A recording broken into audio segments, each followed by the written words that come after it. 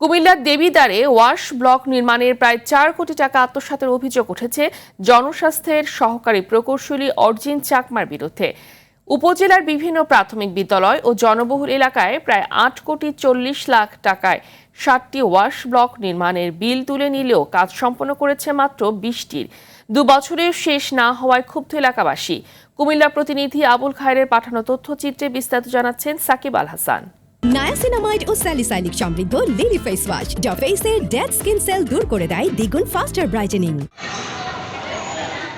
2023 সালে জনস্বাস্থ্য প্রকৌশল অধিদপ্তরের আওতায় কুমিল্লার দেবিদ্বার উপজেলার বিভিন্ন শিক্ষা প্রতিষ্ঠান ও জনবহুল এলাকায় 60টি ওয়াশ ব্লক নির্মাণের জন্য বরাদ্দ আসে 8,40,00,000 টাকা। একাধিক টয়লেট, বিশুদ্ধ খাবার পানি ও অজুখানা নিয়ে একটি ওয়াশ ব্লক নির্মাণে বরাদ্দ হয় 14 লাখ টাকা। কিন্তু 2 বছরে মাত্র 20টি ওয়াশ ব্লকের কাজ শেষ করলেও সম্পূর্ণ বিল তুলে নিয়েছেন জনস্বাস্থ্যের সহকারী প্রকৌশলী অর্জিন চাকমা।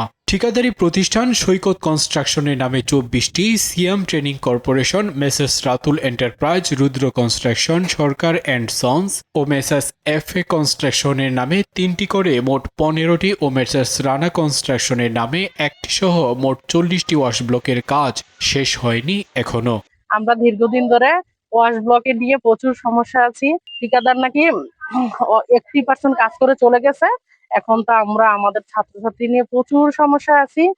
ওয়াশ ব্লক, আমাদের স্কুলে কোনো ওয়াশ ব্লক নেই। উনি এখানে থেকে স্বেচ্ছাচারিতা করছে, আমাদেরকে সঠিক সেবা দিচ্ছে না। ঠিকাদারদের লোকবল সংকটের কথা বললেন অভিযুক্ত এই প্রকৌশলী। কিছু কিছু ঠিকাদার তাদের জনবল সংকটের কারণে কিছু কিছু কাজ এখনো থেমে রয়ে গেছে, কিন্তু সেগুলো আমরা ঠিকাদারের সাথে আলোচনা সাপেক্ষে এগুলো আমরা দ্রুত নাগাদ করে দেওয়ার জন্য আমরা চেষ্টা করে যাচ্ছি। দ্রুত তদন্ত শেষে যথাযথ ব্যবস্থা গ্রহণের দাবি এলাকাবাসীর। সাকিব আল হাসান, RTV।